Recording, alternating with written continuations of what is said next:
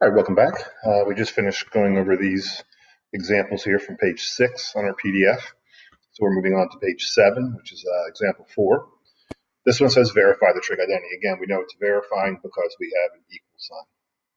We want to work on the side that looks harder, which hopefully you agree is obviously is the left-hand side. Well, again, if I look at the left-hand side, I notice that I have two terms. I have a cosecant squared theta as my one, minus, and my other term is cosine squared cosecant squared. So hopefully you realize, all right, when I have two terms, again, I should try to factor this somehow. I mean, you could do the thing where you turn, cosecant squared into 1 over sine squared. Absolutely.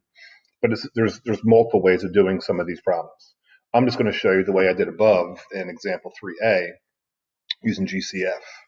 So again, don't both of these terms have a cosecant squared in it? So why don't I factor that out? If I factor a cosecant squared out of itself, I get 1 minus, if I factor cosecant squared out of the second term, I'm just left with cosine squared. So that needs to equal 1. Again, I'm leaving the right side alone, only working on one side. So I notice in my parentheses, I have a 1 minus cosine squared. Well, that looks a lot like a trig identity, very similar to what we did up here, right here. Didn't I already prove what 1 minus cosine squared was? Is it 1 minus cosine squared sine squared? I get cosecant squared times sine squared. Well, if you think about this for a second, sine and cosine are reciprocals of each other. So I know they're going to cancel out and give me 1, but let me go ahead and prove this to you. Let me turn cosecant into 1 over sine squared times sine squared over 1. That's equal 1. Well, doesn't everything cancel out? And I get 1 equals 1. Check. There you go. So that's using the GCF method in the beginning. I would always recommend try to look for some algebra things in the beginning. Algebra things like GCF, factoring, reverse FOIL, whatever algebra concepts that you can do first, you probably want to try to do those. And then you can work on getting these into simpler forms to go ahead and use them. So, all right. Now, here's another simplifying one. Now, if you notice in the end here, it says there are two different ways that you can leave this answer. It says in the notes, leave it in terms of sine squared. In the homework, again, homework, we just call it homework, you'll be verifying and leave it in terms of cosine squared. So what they're saying here is, what do we want to do here? Well, what we're going to do, this is a binomial times a binomial. Now notice this is a simplifying because there's no equal sign in it. So let's just go ahead and do something algebra. Well, can't we do FOIL for this problem? So if I multiply my first terms, I get sine squared. If I multiply my outer terms, I get negative sine cosine. If I multiply by inner terms, I get negative cosine sine. If I multiply my last terms, I get minus cosine. Well, if you notice, we're multiplying these two. These two, remember, are called conjugates of each other because they're the same exact terms, but one has a plus, one has a minus. So what always happens is that the middle terms cancel out. Now, some of you might be saying, well, wait a second. I forgot my S there. Sorry. Some of you might be saying, wait a second, this says sine cosine, and that says cosine sine. Again, they're multiplying, guys. The order you put it in doesn't matter. Whether I do 4 times 5 or 5 times 4, they're still going to give me 20. So sine times cosine and cosine times sine are the same exact thing. So what we're left with is sine squared minus cosine squared. Now, again, that's not a good answer because we have subtraction in it.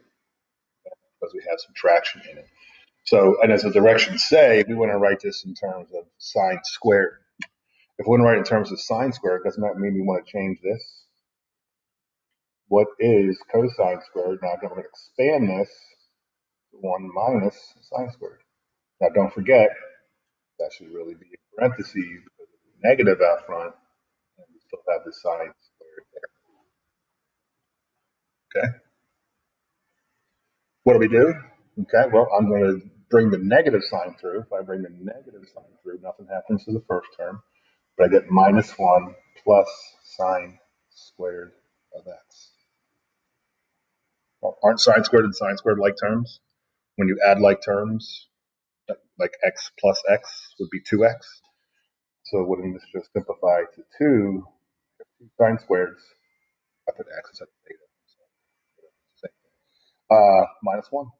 There we go. So we wrote our answer in terms of sine squared. That's a simplifying one, but again, one that can be done using you're simplifying, and like it says, you have to verify one like this in quote unquote homework problem. So there you go for example 5. Okay. The next 2 examples. Change up colors. All right. So here again, this is simplifying because I have no equal sign. Excuse me. So if I have tan squared plus 1, I'm sorry, tangent of theta plus 1 squared, doesn't that really mean tan theta plus 1?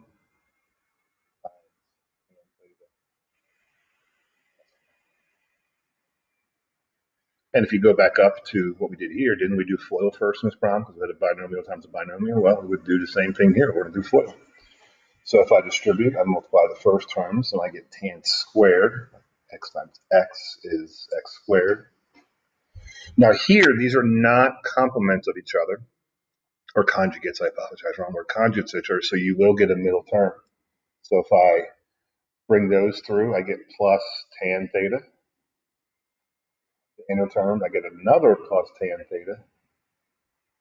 And my last term, I just get okay. Well, what can I do with my middle terms? I can combine them to give me 2 tans plus 1. Okay. Now, up in the previous answers, like the one we got here, remember before we said when you simplify, we want to try to get it to 1 term. It's impossible to get that to 1 term. I mean, that's what that is what it is. It's nothing you can do about that.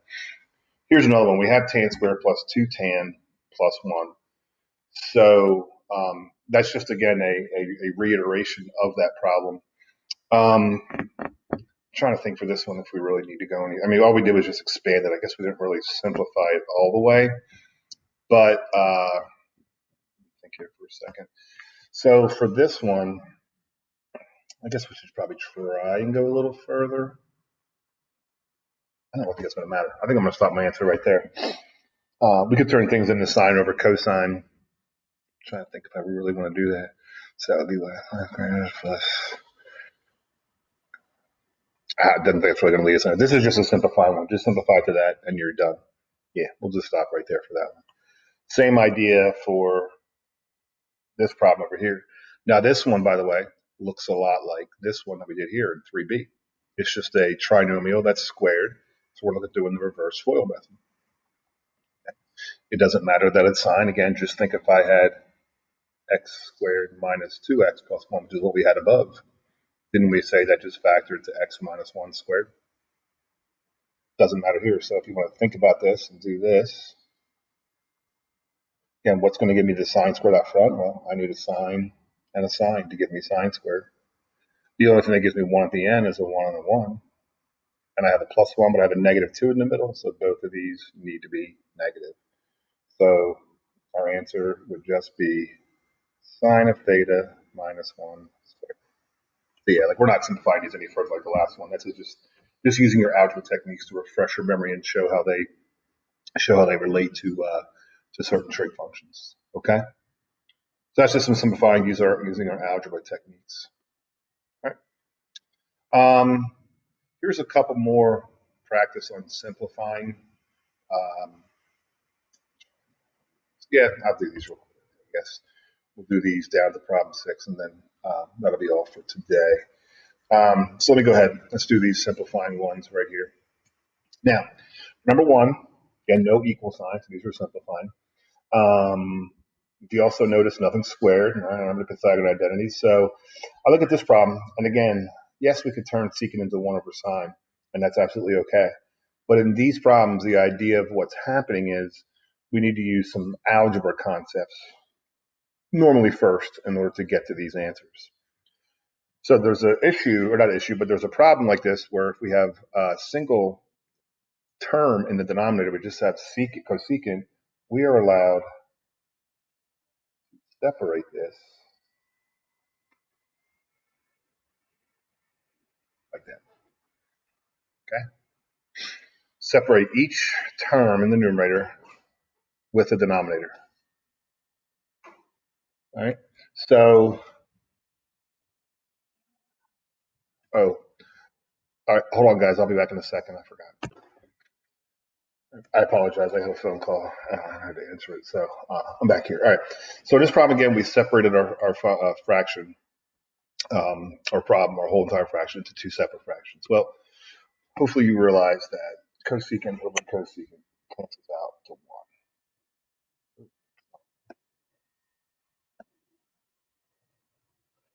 That cancels out to 1. Okay? Minus. All right. So the sine over cosecant. So here now is where we do want to use our idea of, all right, you know what? We need to turn this cosecant into sine. So if we do that, I leave my sign in the numerator alone, but I'm going to make it a fraction, all divided by, and then the cosecant of 1 over sine. Okay. Now remember, these don't cancel out. The only way they cancel out is if this sign up here was in the denominator, which it's not. It's in the numerator. So we have to do our keep change flip. I'm going to bring it up here now to do the problem. We got 1 minus sine over 1. Change division to multiplication and flip the bottom fraction. I just get sine over 1. So if I combine that, I get 1 minus sine squared. That looks like a Pythagorean identity again. What does 1 minus sine squared turn into? Cosine squared. So there's your answer. There's your answer number 1. I have a few more problems to do, so I think I'm going to stop this video right now and come back and do the remaining ones with you here in the last video. All right. All right. I'll see you guys shortly.